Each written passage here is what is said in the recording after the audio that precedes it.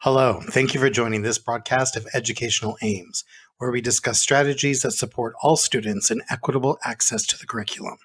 I'm Shawn Bush. This podcast is designed for teachers on the go. Whether you're looking for a quick strategy while on your break or reflecting on your practice while commuting, the series is designed to offer quick information which is relevant to your needs. All strategies are evidence-based and brought to you after reviewing research on the subject. Basically, I do the checking for you, and I use the strategies and interventions in my own class, ultimately helping you answer the question, what will you leave behind?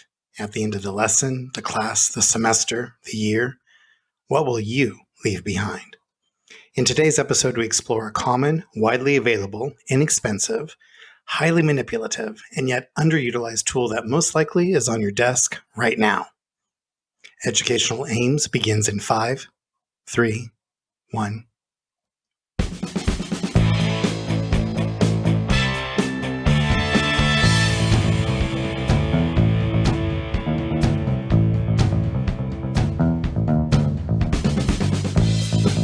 When it comes to education, American culture, in fact, world culture, supports the creation and delivery of lessons through technology. And when we think of technology, we tend to assume high-tech options involving smartboards, tablets, media, most likely an internet connection, maybe an overhead projector, but certainly when we think of technology, we think of high-tech options and the latest ways to engage using wireless technology, or at least something with a plug. But there is another technology that is wireless, common, widely available, inexpensive, highly manipulative, and as mentioned, probably on your desk right now, the sticky note. Sticky notes are extremely fluid and can be individualized and differentiated to students' needs. They can be used as a game-like activity, which we know engages students. Yet, in conducting research on the use of sticky notes and their mention as a key word in literature, sticky notes are surprisingly absent. For a list of peer-reviewed articles where sticky note applications are found, you can check out a link below the podcast at balanceseeker.com. I began researching the sticky note as part of my master program for Fort Hays State University. That research led me to using notes in my own class. I love them. My students love them. I teach second grade for students with autism on the general education curriculum, and we know that supports for special education ultimately support all learners. So I'm happy to share what I'm using in my own class. I will be presenting my findings about the research and a plan for increasing student comprehension using sticky notes at the National Conference for the Council for Exceptional Children, February 8th, 2020 in Portland, Oregon. So if you're going to be there, please stop by and say hi or attend my workshop where we will participate in various activities with sticky notes to support strategic student outcomes. So to increase student reading comprehension with the sticky note, you can offer dialogic reading. That's where the student is asked to write lesson-specific words from a word bank, which is a visual support, onto the sticky notes. This engages them in the activity right from the start, so they're invested in the lesson. You can offer students a choice of color on the sticky notes. They come in all colors and shapes and sizes. So it's a very strategic way to get them to participate from the beginning, and they're already invested in the activity. You can use small sticky notes, small sticky strips just for words. You can use the common squares or the bigger rectangles that have lined spaces on them where they can write sentences. After the student writes the identified words from the word bank, they can group them on the tabletop so that they're visible. And for students who are in inclusive settings or perform more discrete supports, the notes can be stuck to the inside back cover of a book, and then they can retrieve them as needed. The notes then act as evidence of their identifying words in the text and writing a unique sentence. A quick conference with the teacher and the student after can identify their progress. So if you have a student that is in an inclusion opportunity, that's fantastic. We're certainly wanting all of our students to go that direction. This strategy can still be used in that setting with a little bit of teaching for how they need to do it and some practice, and then they're on their own and you can confer with them in a conference afterward to see how they're doing. I use it in a one-to-one or small group setting, so I'm going to speak to that today. And that's where the teacher or the trained paraprofessional can work with the students using a book which has been previewed. So when you're previewing the book, it looks like this. You, the teacher, look through the book and decide what questions need asking to support the standard for this lesson. It might be cause and effect, making predictions, conflict and resolution, or character traits. And all the prompts that you need to think about, you're going to model the thinking. So what you're going to do is you're going to place them in the book on the page where you want to model the thinking. So it might look something like this. Gee, I wonder why all her friends are saying no when she asks for their help. I wonder what will happen if they want something. Or you might say, he's packing a lot of cold weather clothes for this hike. It seems like it could be dangerous. I wonder if there's something else he should be packing.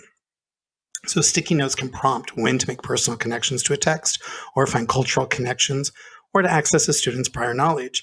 Have any of you been on a trip in the cold? Who's been on a hike in the cold? What did you need? What did you wish you had thought to take with you? If you're teaching lower grades, sticky notes could be used to identify concepts of print. Show me where an illustration is in the book. Put a blue note by all the illustrations you can find. Put a yellow note on the front cover, a pink note on the inside back cover, and so on. In my classroom, I've used sticky notes for students to identify consonant blends and three-letter blends, with a noted increase in their engagement with the targets and an increase in their comprehension. Students really liked the activity and they would look forward to it. Once we'd done it a couple of times and we would sit down, they would jump right in and start grabbing the notes and writing what they saw in the word bank. After reading the text selection together, I'll say to the student, pick one of the words that they've written. They choose one of their written sticky note words, and then I'll say to them, what is the word? They'll say the word. Let's say in this case, maybe the word is bridge. I then repeat the word back to them to model proper pronunciation if they're struggling with that, and then ask the student to repeat if they're needing to do so. I then ask the student to find the target word in the text, allowing them plenty of time to discriminate from all the words that can be found in the text. Once the student finds the target word, I ask them to read the sentence or paragraph where it's found. And then to extend, I ask them to use the word in their own sentence. And you can ask them to write their own sentence. So in this case, you might want to use some of the larger sticky notes with the lines, and they can actually write their own unique sentence using that same word. Again, reinforcing it with the context of where it was found, and then checking to see if the context of their own sentence is also making sense. Once practiced, students can work with a buddy to complete similar tasks. The notes are evidence of student performing by writing the word, finding it in the text, using it in their own sentence. So they're reading, saying, finding, and writing the word in context, as we said. This could be a center once it's been practiced and taught. And of course, the strategy supports peer collaboration if they're working with an elbow partner. And we know peer collaboration enhances and reinforces learning experiences.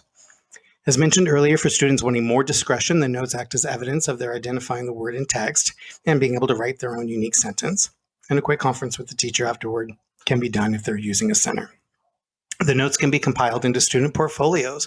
So student portfolios is a place where you can gather evidence of the student work, and sticky notes are ideal for that. They're small and they're easy to collect and be able to compile them into a portfolio. Another way to use the sticky notes is by having the students write targets that are categorized. I've used them in my own classroom for nouns, verbs, and adjectives, for example.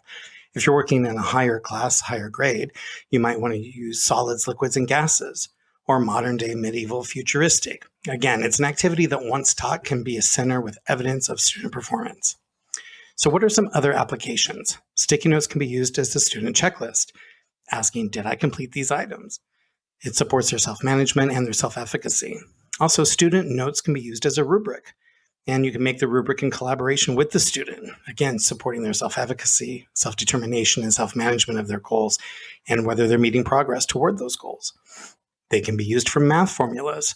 Stormont, researchers, suggest using it as a checklist. Stormont also suggests using it as a model for operations that are typically challenging for a student. So if you have a student struggling with math, the sticky note is an ideal place where they can discreetly have the model of the operation they need to use in various mathematical formulas. So it's there and it's handy for them to see. Again, discreet for any students that might be in inclusion. And so that's why I like it, because it is discreet. It can be used for feedback. The teacher can write feedback on the notes and fix it to the student's work. Sticky notes can be used for parental engagement. Ask the parent, for example, to write a note to a student, and you can place it on their desk or on their folder on their work when they need a little added support. So applications, sticky notes can be used for retelling, using the sticky note to write a sequence of events paired with temporal words.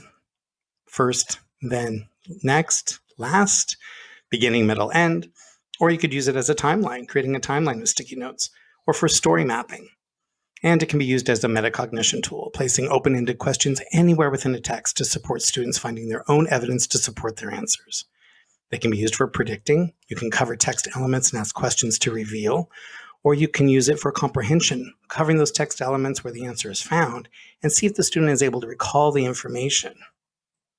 So I hope you are inspired to begin using sticky notes to monitor student progress and capture evidence of their work.